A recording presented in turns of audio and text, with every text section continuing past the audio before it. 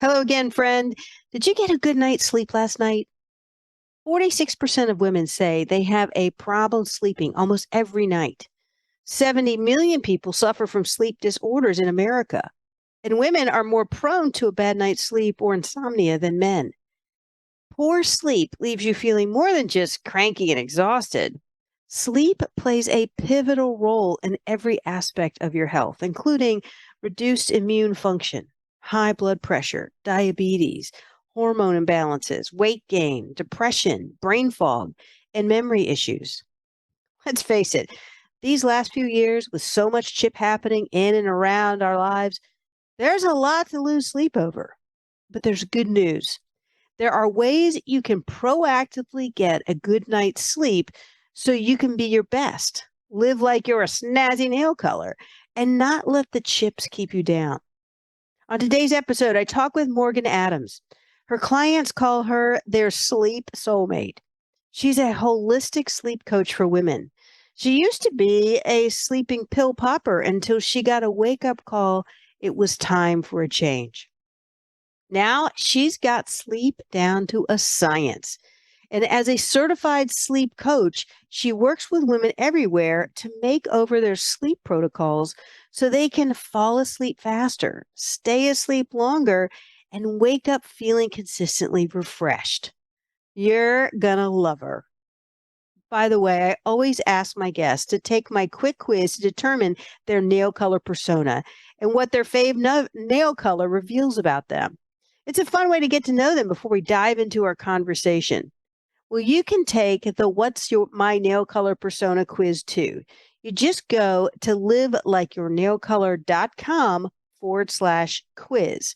Or you can use my handy shortcut, mynailcolorpersona.com. Answer 3 quick questions, and in your results, discover your specific nail color persona, your built in strengths, and how to tap into those strengths when chip happens. Again, go to livelikeyournailcolor.com/quiz. Now let's get talking with Morgan. Tired of so much chip happening? Discouraged by so much downer news? Weary from chronic crisis? Don't let the chips keep you down. Welcome to the Live Like Your Nail Color podcast, where the tips of your fingers and toes are ready to inspire you to not give up and to keep creating the business, career, and life you want. In each episode, we flip the chip and let our fun nail color with that crazy fun name cheer us on to remember our strengths, embrace the power of choice, see life as an adventure, and know resilience is only a touch-up or change-up away. Get ready for a good time and a good laugh with your host, Mary Foley. Welcome back, Live Like Your Nail Color gals. Great to be with you again. Did you get a good night's sleep last night? Well, today's Gal Pal says that 46% of women say they have a problem sleeping almost every night. Is that you? Could be. It's so much easier to deal with chip happening on our nails and in our lives when you get a good night's sleep. Don't you agree? I know for myself that if I go several nights with not enough really good sleep, I am tired and useless. Okay, so that sounds kind of dramatic, but I'm not totally useless, but I'm certainly not totally productive and nailing it. That's for sure. I mean, let's face it, these last few years with so much happening in and around our lives, there's a lot to lose sleep over. But there's good news. There are ways you can proactively get a good night's sleep and be your best self and live your best life and not let the chips keep you down. Today's Gal Pal knows all about this and is going to show us how. Her name is Morgan Adams. Her clients call her their sleep soulmate. Sounds pretty good, doesn't it, huh? She's a holistic sleep coach for women. She used to be a sleeping pill popper until she got a wake-up call that it was time for a change. And now she's got sleep down to a science as a certified sleep coach too, by the way. And she works with women everywhere to make over their sleep protocols so that they can fall asleep faster, stay asleep longer, and wake up feeling consistently fresh and ready to go. Morgan, welcome to the Live Like Your Nail Color podcast. Thank you, Mary. It's great to be here with you today. Great to be here today, too. Did you get a good night's sleep, by the way, last night? It was fair. It could Fair? have been better, but even sleep coaches have a mediocre night. So, Good but I to know know. tonight will be better. That's for Huh. sure. I'd say mine was fair.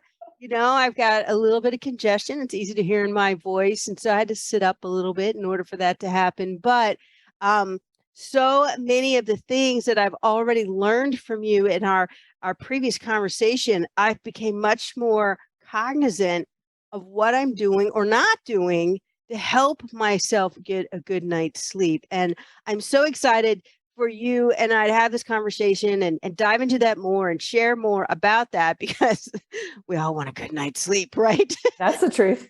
It's true. And all the people in our lives would too. But before we get to that, before the podcast, I asked you to take What's Your Nail Color Persona quiz. So I am curious because I ask all my gal pal guests this. What did it turn out to be your nail color persona and did it nail you? So I got red. Oh, and it's shocker. and it said, you are one steady, reliable woman. You're cool with who you are and don't need a lot of attention, but you're more than happy to recognize others and cheer them on. But watch out, when too much chip happens, you can start to feel down, off balance, and tend to put up with more than you should. You are persistent, resolute, and trustworthy. I think that was a very accurate description. So good job with your quiz. Oh, well, thanks. So one steady, reliable woman, you love red. Does that mean also like you like solid colors? Because it sounds like a solid sister to me. Yeah, I would say solid is pretty spot on. Oh, yeah, because solid sister is like, I really like the solid colors. I'm really not into the designs. I'm really not into some glitter. Like, just give me it straightforward. You might like a variety of different kind of colors, red being your favorite, right? But Yes. yeah, and because that thing of steady, reliable woman, I mean, that's who I would want in any coach, just saying. Yeah, sure. And any friend, actually, that would be great. Okay, cool. I'm glad that nailed you. All right, so now we know going in. All right, we got our solid sister who loves wearing red. That is going to give us some advice here. So I want to ask about you being a sleep coach. I don't hear that often, but I knew exactly what that meant. Like you're going to help people coach, give them advice, and work with them to help them get a better night's sleep. So I want to know what inspired you to be a sleep coach. Yeah, well, it goes back to about 17 years ago when I had a personal crisis in my own life, which we will not go into, but it created a situation where insomnia was kicked off. And I did not actually know how to cope with it other than to ask my doctor, who gave me Ambien. And I took the Ambien pretty much every night for the next, I would say, 8 years. And what happened was I was dating my current husband, and he noticed that I was taking these pills every night. And he said, after you take these pills, you kind of turn into a zombie. And it's kind of freaking me out. And I thought, well, yeah, you're probably right. It's probably something to take a look at. So that was kind of my prompt about how to stop taking them. And I did it in a way that I don't actually advise my clients to do it. I think it's really helpful to have a practitioner and a coach walking you through that process because it's not easy. But I managed to do the job and get off the pills. And I slept decently for years after that. Not a great sleeper, but not bad. And then March of 2020 hit and my sleep started to tank again. And I got concerned because I did not want to go back to the days of insomnia. I was very concerned. So I started to look online and investigate, and I bought an Oura Ring to track my sleep. And I started doing all these experiments and was able to get my sleep back on track pretty quickly.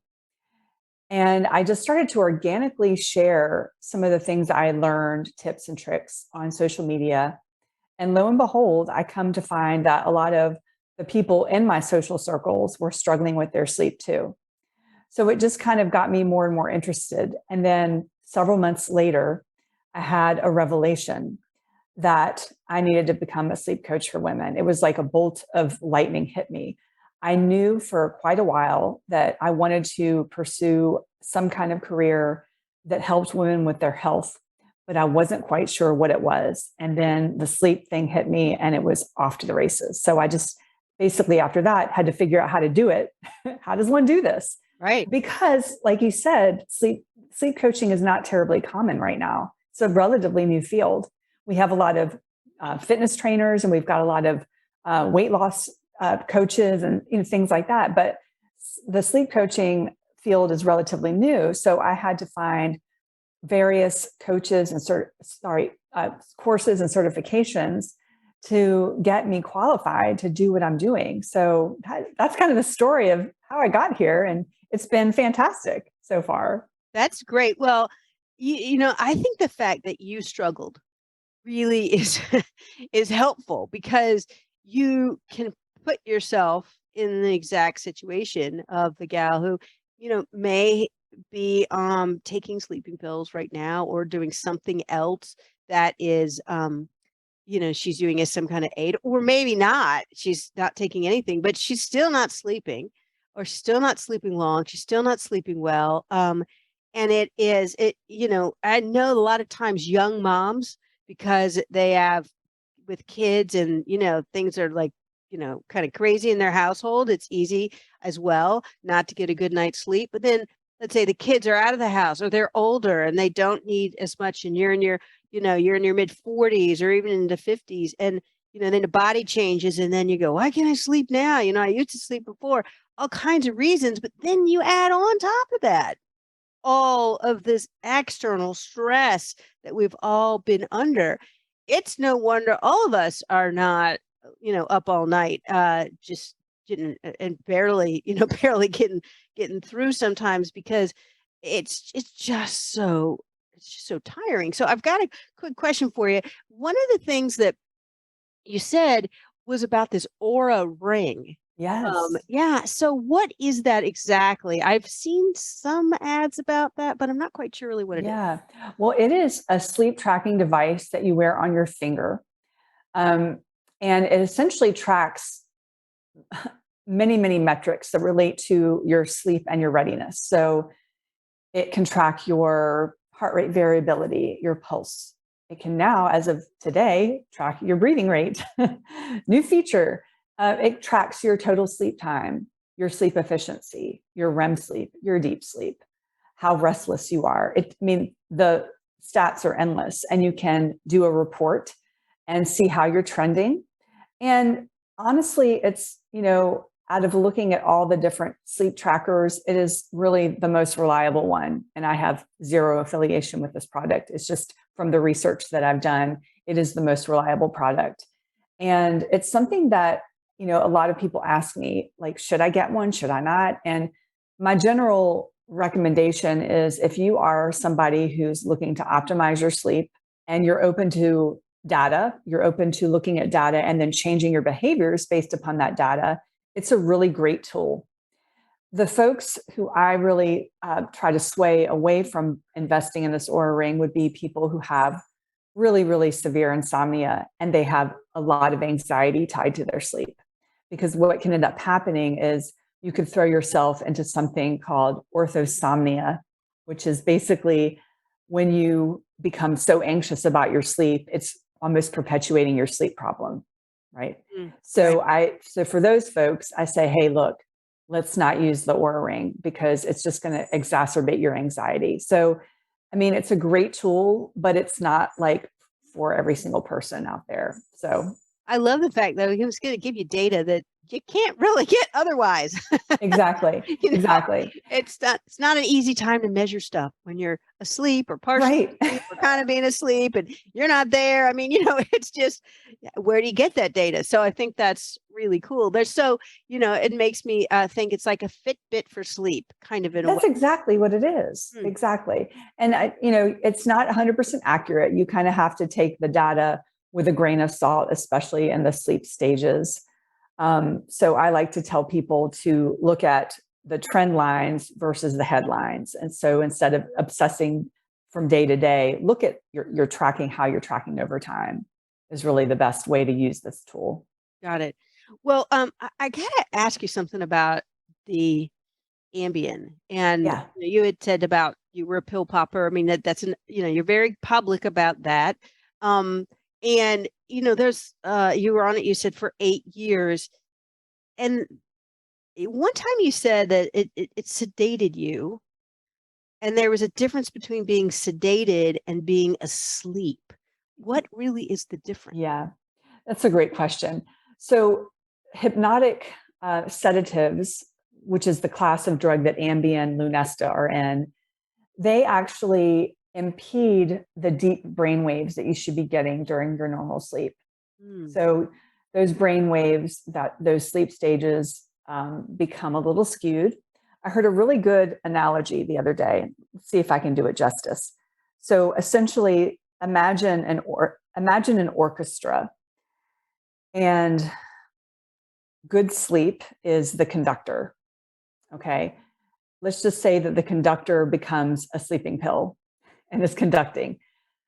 You all of a sudden you lose your percussion from the symphony. The symphony doesn't sound the same because you're missing a key element. It's kind of that situation. Things are a little off. So that's sort of the scientific way to describe it.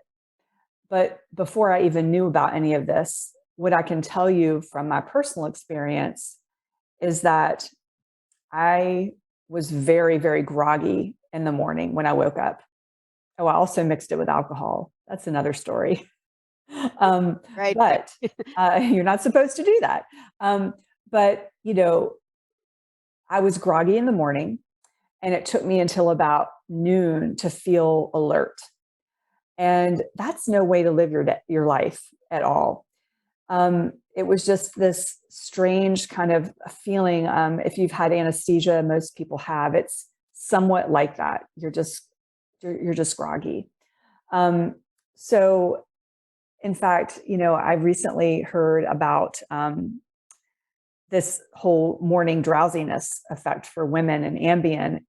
Women who took the standard dose of Ambien actually felt the morning drowsiness longer. And the FDA actually had to issue a different prescribed dose for women because of that. And I'm not sure when I think that happened after I ended my bout with Ambien, but that would have been nice to know Right. during my little love affair with Ambien. So yeah, to answer your question, it's a different kind of sleep. And there is a very, very well-known sleep researcher named Matthew Walker, who wrote a book called Why We Sleep. And it's, a very, very well-known book. The book has been cited in multiple articles, and he does tend to shake a little bit of a finger, at folks at times, because he wants to really drive home the point that there are some longer term health consequences with these sleeping pills.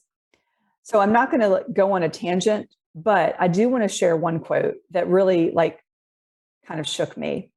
And it is this: Ambien induced sleep caused a 50% weakening or unwiring of the brain cell connections originally formed in learning. In doing so, Ambien laced sleep became a memory eraser. Ooh. Wow. Wow. I Okay. don't want to erase memories. Oh no! Unravel the learning. Oh my Yeah. gosh. So, That's I'll scary.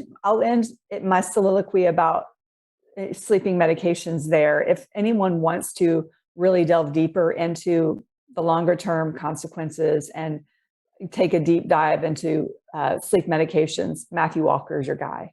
He's the Got it. one who will definitely educate you.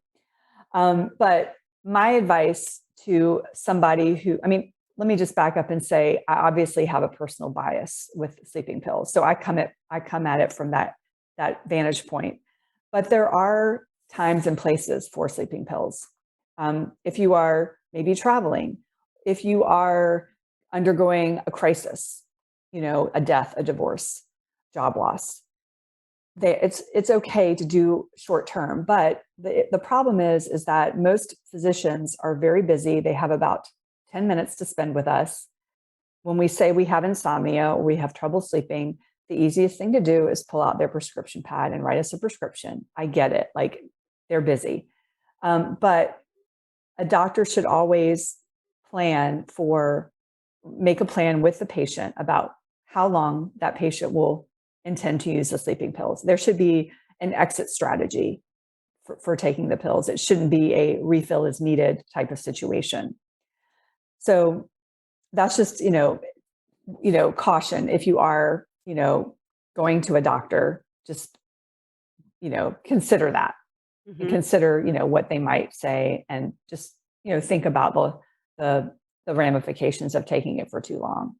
Yeah, well, I appreciate you raising that awareness. Just to have an awareness for anyone who is currently taking them to go, huh, maybe there's a way to wean off, or maybe it would be best for me over time, if I do. But I know one of the things that, I mean, I'm a huge proponent on let's keep it simple. And what we want to get a good night's sleep. I mean, that's really the goal, pills or no pills, right? And in order to function our best, in order to kind of really not only deal with life, but enjoy life, to the max and to the fullest. And so I want to ask, is, your experience as a sleep coach, why do so many women struggle with getting a good night's sleep? And I guess I'm thinking particularly at this point in this whole pandemic party. Yeah. Well, you bring up a good point with the pandemic over the last couple of years. The American Academy of Sleep Medicine did a survey that they released just a few months ago, and they revealed that women are 1.5 times more likely than men to rarely or never wake up feeling rested. Mm, So we get the short end of the stick. yeah. And you mentioned a couple of statistics when you were introducing me, and the reality is that, as far as insomnia is concerned, and we can talk a little bit more about that in a bit, but women are 2 times more likely to um, develop insomnia from adolescence to menopause. And there are three main reasons why we as women are more prone to having a sleeping problem. The first is kind of obvious. It's hormones, hormones from pregnancy, hormones in menopause, and even when you are cycling, typically in your luteal phase, you could potentially have some disruption and during your menstrual cycle. So hormones are, a big thing for us that disrupt our sleep. The second is the fact that mood disorders are more prevalent with women, especially anxiety and depression. And anxiety and depression actually leave you more vulnerable to sleep issues. And then the third reason is really the overlap of caregiver responsibilities and work, especially for women who are 40, 50, and beyond, because quite often women in that age demographic maybe have children at home. They may have parents who are aging, and those parents are relying on somebody for care. And also, that woman may have a very busy career. So, with all of those demands on her, it can make sleep very difficult because she's juggling so many things. So, those are sort of the main reasons why we have been struggling to get to sleep. And of course, the pandemic, just exacerbated a lot of issues, especially for women, because when the whole working from home thing came about, women were kind of tasked with a lot more than they really bargained for. So, yeah, it's a big issue. Yeah, just I was gonna say hormones, mood disorders, Yeah. caregivers in work, and then and the pandemic and everything that comes from that in your life. And yeah, it's overload. It's no wonder we get any sleep compared when I think of that list. And yet it's so essential, right? It's so essential to our body's repair and our body's ability to keep going. Earlier you talked about and you said that one of the things when we're sedated versus really sleeping, it's because some of those pills impede, you said, this deep sleep that Yes. we really need. So I'm curious. Um, I know what a really good night's sleep feels like, right? I mean, I think we Yes. all can identify Heavenly. that. But clinically, How is a good night's sleep defined? Are we Yeah. to those particular deep wavelengths? Yeah. So when you look at good sleep clinically, you're mainly looking at six different components. The first one is called latency, and that's basically a fancy way to say how long it takes you to fall asleep. The ideal amount of time it should take us to fall asleep is about 10 to 20 minutes. I sometimes hear people tell me, when I say to them I'm a sleep coach, one of the common things they say to me is, "Oh, I don't have trouble sleeping at all. Like the second my head hits the pillow, I'm out like a light."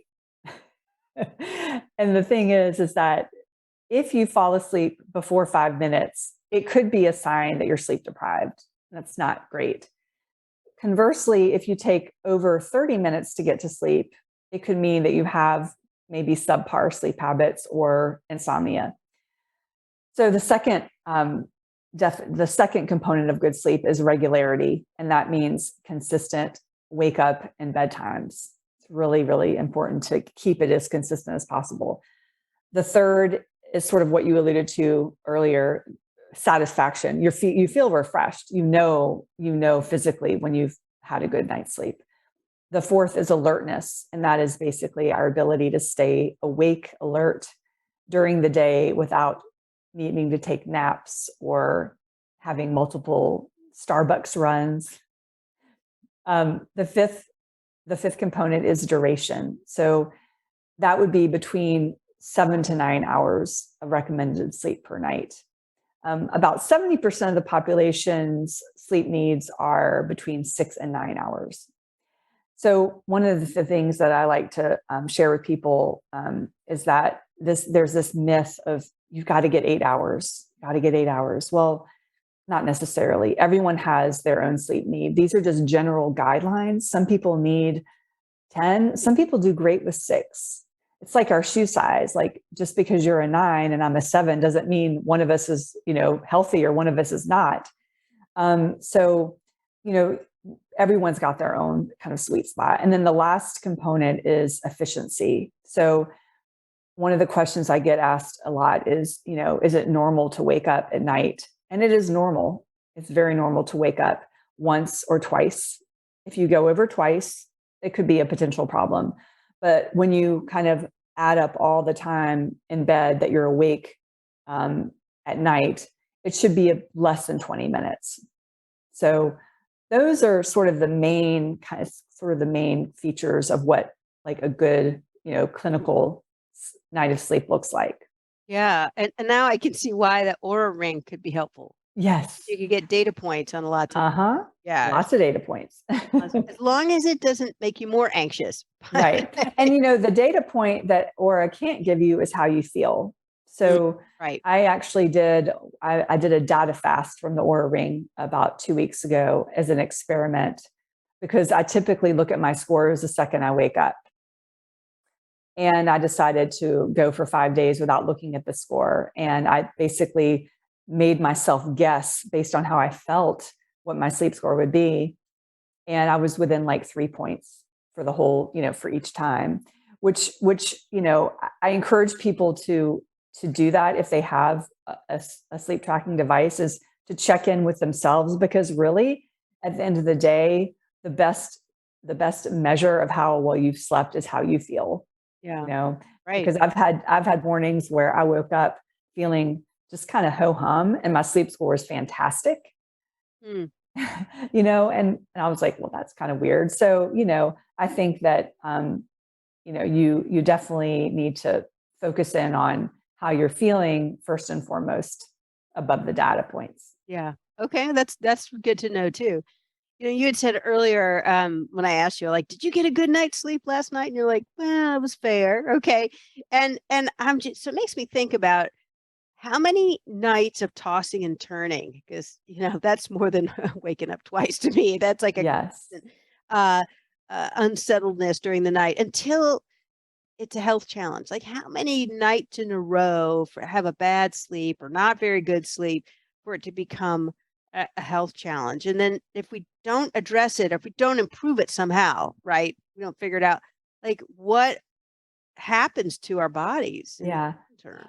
Well, there's no magic number of nights, but I will give some context as to like what sleep deprivation kind of looks like. So the longest amount of days anyone on record has gone without sleep is 11 days. Oh my no gosh. sleep. I can't even imagine 11. I know I can't. But at that point, you are, hallucinating. I mean, you're just not in a good spot. Mm-hmm. So when there are clinical studies done on sleep deprivation, the longest it's ethically allowed to sleep deprive somebody is 2 days. So, but obviously one knows when they're not getting enough sleep over several days, how they feel. They don't feel good. But long-term sleep deprivation is something that is talked about in the media a lot. And I will talk about some specific things that are linked to long-term sleep deprivation. But I just want to give a caveat that people who have insomnia don't find this particularly helpful because it exacerbates their anxiety. So in the media, it's often a lot of fear mongering. So I'll share the list, but I also want to preempt that list by saying that if you have some of these issues, if you're dealing with sleep deprivation, understand that sometimes the studies that are done on longer term sleep deprivation are done on people who've had such sleep deprivation for many, many years, not like a week. And some of the studies are also designed in a flawed way. So just kind of keeping that in mind. It's not resolute, but let's just say that you are going through a tough time, or maybe you're working too hard and you're prioritizing your work over your sleep. Here's sort of a list of things that can start to happen as you really become sleep deprived. You could have memory issues. You can have trouble concentrating. Your mood could be dysregulated. Oftentimes people get short-tempered. Our REM stage of sleep is critical for emotional regulation. So without that REM sleep, you're going to be perhaps kind of bitchy to people. Depression and anxiety, and your immune system can become weaker. You can become more accident prone. Drowsy driving is a real issue. It can actually be just as bad, if not worse, than drunk driving, as far as statistics. Wow. Another issue with sleep deprivation that's over longer term is weight gain.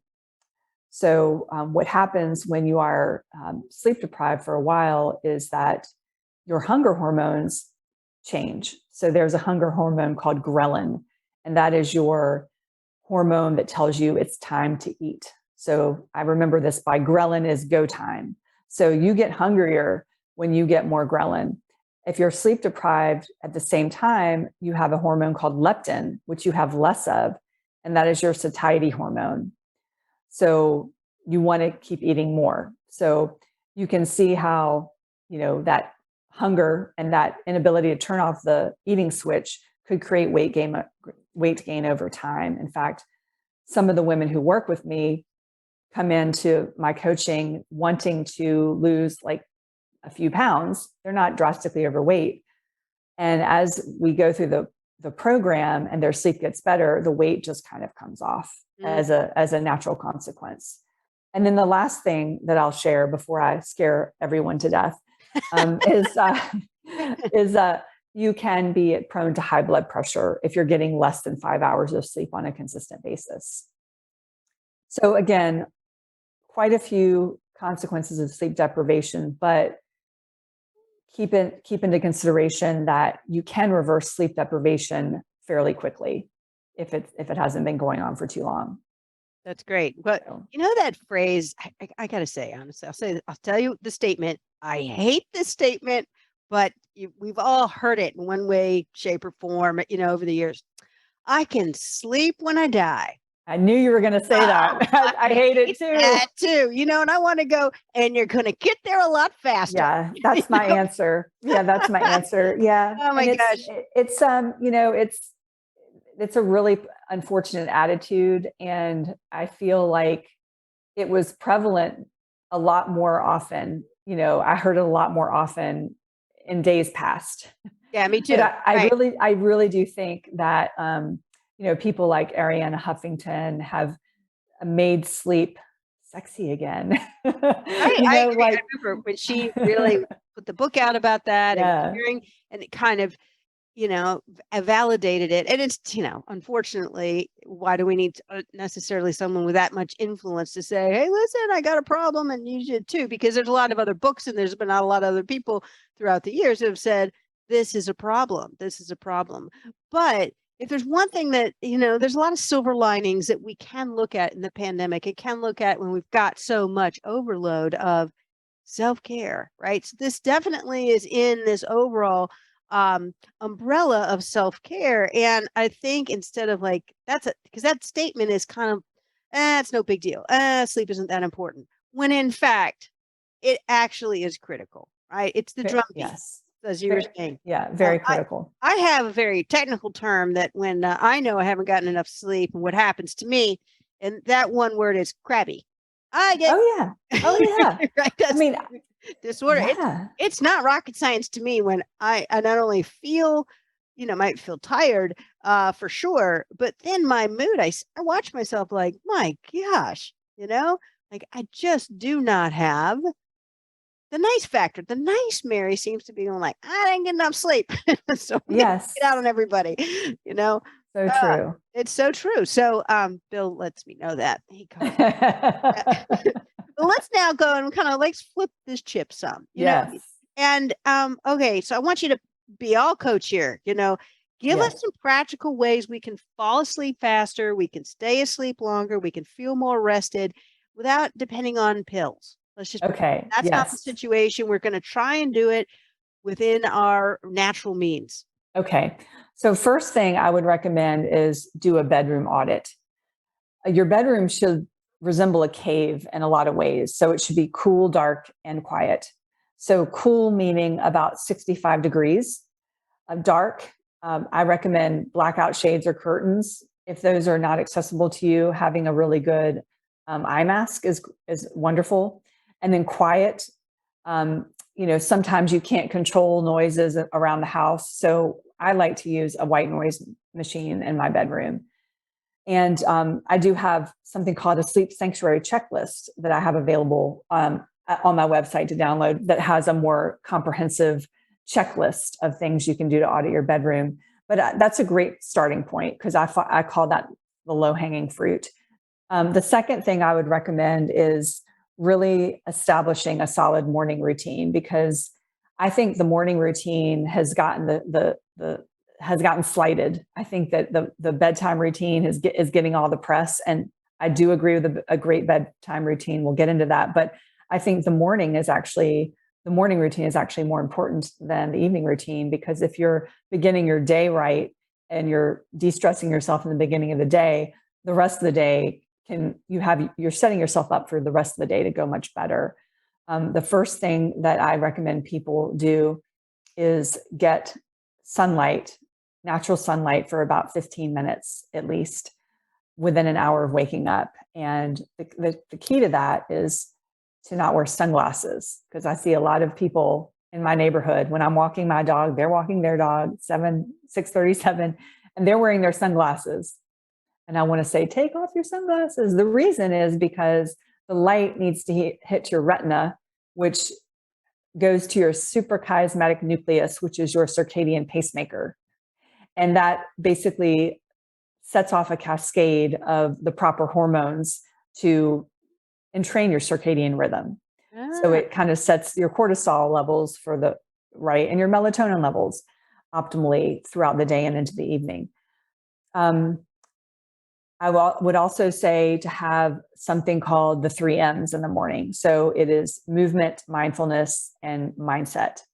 And ideally, it would be an hour, but not everyone has an hour. If you have 20 minutes, still have each component, the movement, a walk, yoga, stretching, or whatever. Mindfulness would be meditation, breath work, or just sitting in silence.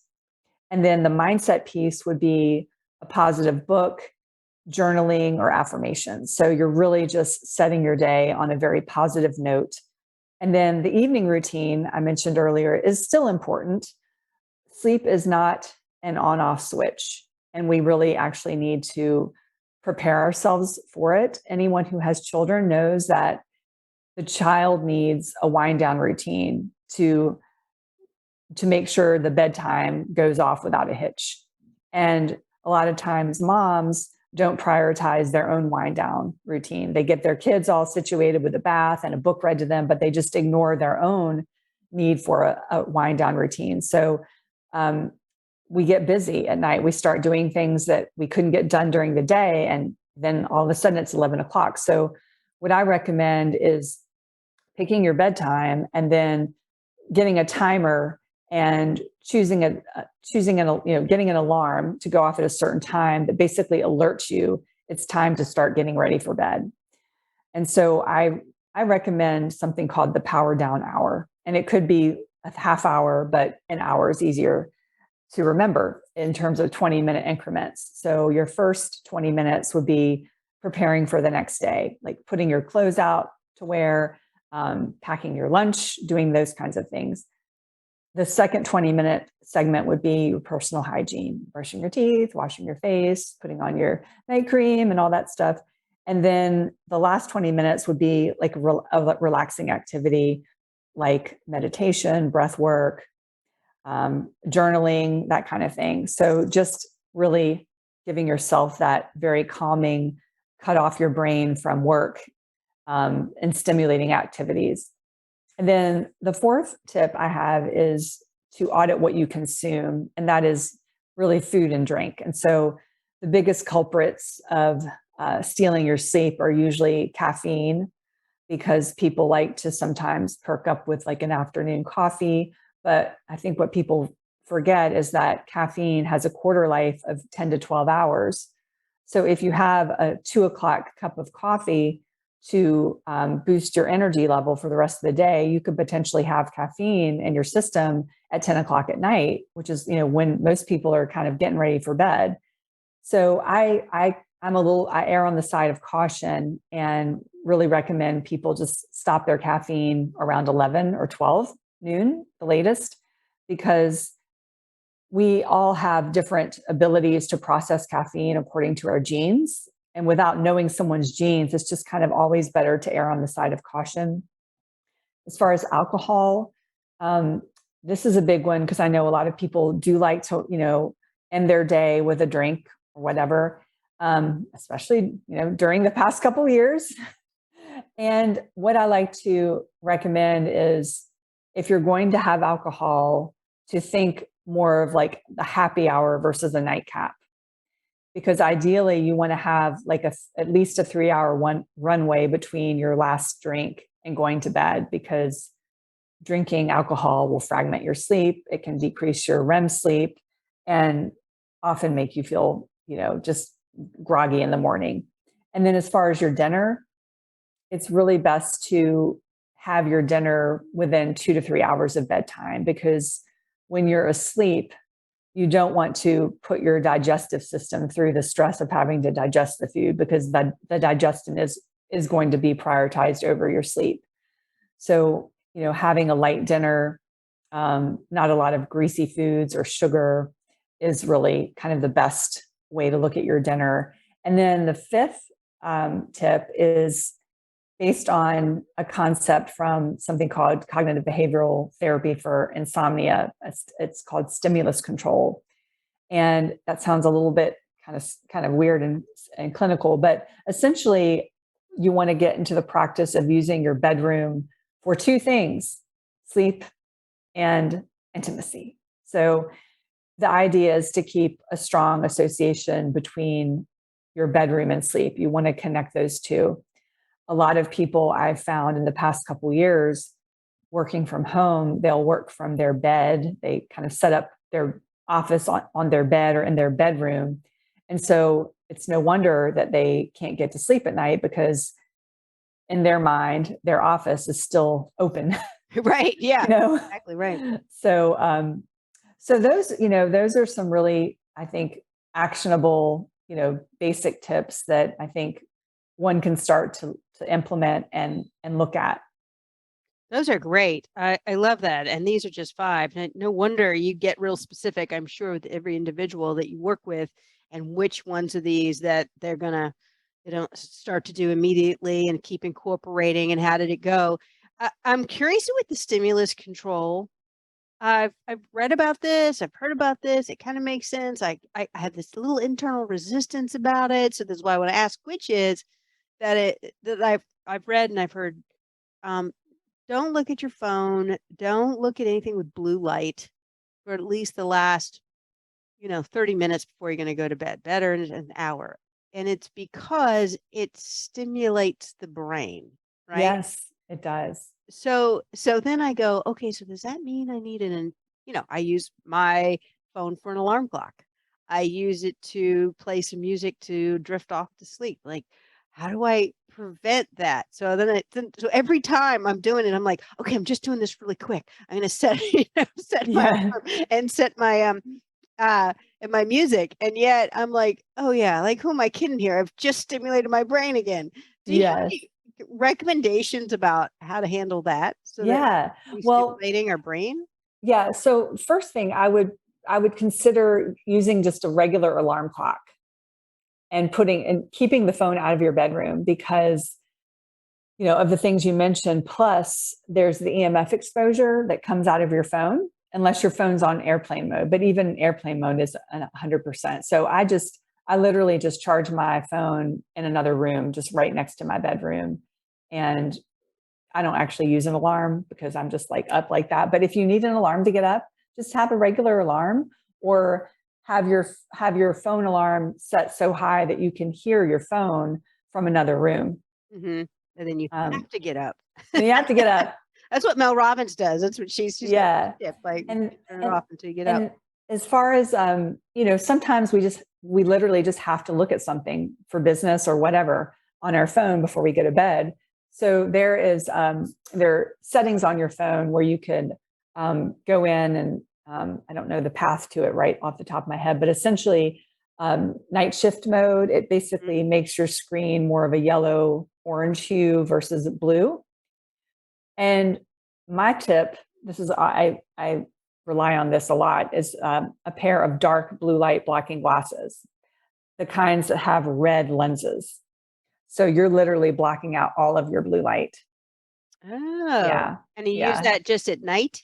yes, And you have it yes, by your bed? Like these are your yeah. your Well, bedside okay. glasses? So I'll send you the link because you might like this.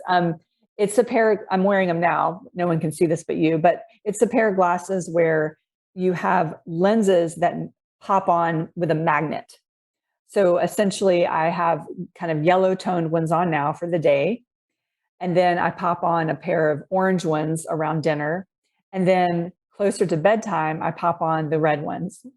Oh, okay, So right. it's sort of It's like like a three sunset in is happening. Yes, exactly. So you only have to have one pair of glasses, but you have 3 different lenses you can just pop on and off at your, Yeah. with a magnet.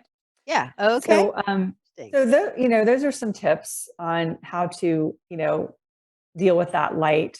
But also consider what you're looking at. Like you don't want to be looking at or engaging with social media. You don't want to be watching your iPad and looking at a stimulating show because that's just overworking your brain. Yeah. You know? Right. And it's tempting to do that though, right? I mean, Yes. it's just it really is. It feels like, oh well, I'm calming down from it. And yet it just, just gets the brain going, like uh and even when we don't want to. I'm thinking about all these different practical ways that you have given us to have a better night's sleep. And I'm thinking of the gal pal listening right now who's tried these, maybe tried some others as well. And frankly, she's still struggling with getting a good night's sleep. What is a word of encouragement that you could say to her right now? Well, I would say that if somebody is discouraged, is to just there are two different people we're talking about. there's someone who's sleep deprived because they are putting other priorities ahead of their sleep. I would say to that person, think about how productive, how great you're going to feel when you get a good night of sleep, right? Someone with insomnia, I would have a different message. And that is, you are born to sleep. You will be able to get sleep, and sleep is, your birthright, and sleep always wins. So, there is hope for people who are really, really struggling. Absolutely, for sure. And I think that for the person who has insomnia, they definitely need a professional, a coach or a doctor or somebody helping them through it, because it can be really, it can be a dark place. Mm. And I know it can vary with the different women that you work with, but is there like a range that you anticipate that once you start working with someone and they implement these, that, is it within a week then they can start feeling like I'm making progress, I'm getting better night's sleep? Do you typically find that it happens? I don't know, what's the time frame? Like, because that gives us hope too. Yeah, that's a good question. It really depends on the person, but in my experience with working with people, I would say within a couple of weeks, people are starting to notice small changes. I don't really like to implement a ton of different changes for them all at once, especially if they're easily overwhelmed, because if they've got too many interventions, they could be, paralyzed. So I like to kind of ease into it with most people, but generally, a couple weeks is soon enough to really see some changes and some habits form. That's great. Yeah. I mean, really, that does give some hope, because when you've got insomnia and it's gone on for weeks and months, I mean, it's just can get very depressing, and then just just being chronically tired, can Yes. get that way too. I can't believe we are out of time, but we are, Morgan. So I've got two quick questions to wrap things up. Yes. And one is, I always like to ask my gal pals this: if you could create a nail color name that any of us could use to inspire us to consistently get a good night's sleep, what would that name be? Well, I would have to say Sleeping Beauty. Okay, sure, that's perfect. Right. Okay. And I would make this nail color a very light, kind of sheer pink. Hmm. Very, very calm and soothing. A neutral. I love it. That makes sense. It's very a light sheer pink sounds very princess-like as well. Yes. So I love that. Go back to our childhood. That's a good thing. Yeah. Hey, for those who would like to learn more about you, connect, maybe get your sleep sanctuary checklist, what's the best way for them to do that? Sure. My website is morganadamswellness.com. I am also quite active on Instagram at morganadams.wellness. And I'm also on LinkedIn at Morgan Adams Wellness. So there are a few different ways to find me. And yeah, reach out if you need, more support, or, I'm always loving to chat with people about their sleep. Excellent. And I know that you can get your sleep sanctuary checklist off of your website, right? Yes, that's So exactly right. at morganadamswellness.com. And I'll make sure to put all those links as well in the show notes. So that our gal pals listening who want to reach out, they're going to do this. I would highly recommend everyone get that sleep sanctuary checklist. I downloaded it and it was a good audit for myself. Like, okay, I got a couple things to do that will make my sleep better, because when we live like our nail color, a big part is to be able to boost our resilience, And we can't do that very well without a good night's sleep. In fact, to me, that's the body's ability to get a good night's sleep, get in that REM, get cellular repair, get a lot of things sorted out in our brains. And then when we wake up fresh, it's like we literally get up and we can be more resilient to what's going to be happening that day and making the most of it. So if we're wearing Sleeping Beauty, I'm thinking nail color, I'm thinking that's a good, 1-2 punch right there. So I appreciate you being on today, Morgan, and thank you again for your time and your expertise. You're very welcome. Glad to be here. So there you go. Those are the 4 steps to flip the chip and live like your nail color. So today's Flip the Chip segment is simply to give these 4 steps a try on your fingers or on your toes within the next 7 days. And in a way, it's going to feel very comfortable because you've done it before. You've put on new color, new polish before. At the same time, it's going to feel a little new and different and hopefully exciting for you to think about each step of the process in a brand new way and be a little bit more deliberate about it. But I know it will add more meaning and it'll help you flip the chip. Now, when you start flipping the chip and living like your nail color, you will start to notice that there's some nail color related adventures that happen, sometimes anytime, anywhere, with anyone. Here's 2 quick stories that are really fun, I think, to show you what I mean. The first is a story of a young couple in love, Claudia and Tim. They'd been dating for several years, and she knew he was the one. But he gave no clue if he was ever going to pop the question. There's been a lot of gals who've been in that spot. Then one evening, after celebrating Claudia's birthday at a restaurant, that they went for the very first date, Tim handed Claudia a small gift wrapped box. And inside was a single bottle of this mauve colored nail polish. Now, Claudia told me, she said, I love nail polish, but she was particularly puzzled. But Tim told her to check out the name of the nail color. And when she turned over the bottle, it read, "Will you mariachi me?" with the little achi part scratched out. Although I would have kept that in there because I think that's hilarious and fun. He then, though, got down on his knees right there in the restaurant and proposed. I love it. It's like playful and romantic. And she has told me that she's been living like her nail color ever since. Then there's the story of what happened to Susan and her 6-year-old granddaughter, Zoe. And Susan sent me an email where she shared this. She said, recently I told my granddaughter, Zoe, that I planned to pick her up from school soon. And of course, she was really excited. She didn't even wait for me to ask what she wanted. So typical, right? Take charge, granddaughter at 6 years old. I love it. She immediately just started planning our time together. I told her that I had a new nail color to try called Flip Flop Fantastic. Right away, she came up with what to do. She said, let's pretend we're walking across the stage in our flip-flops with our new nail color, and everyone is saying they look fantastic. Then after we paint our nails and we're waiting for them to dry, let's swing and pretend we're twins.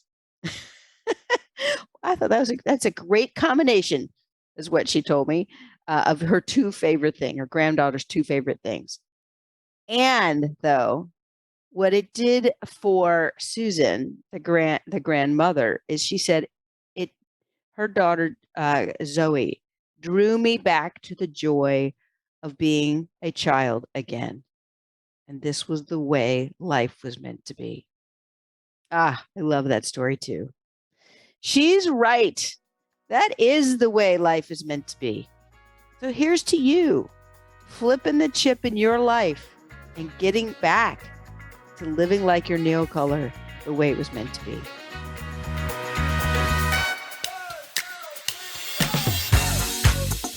Thanks for listening to the Live Like Your Nail Color podcast. Ready to live and laugh more? Know a friend who could use some of that too? Then subscribe at liveLikeYourNailColor.com or your favorite podcast app and share this episode right now with the person who popped into your mind. Together, let's flip the chip to be stronger, smarter, and happier.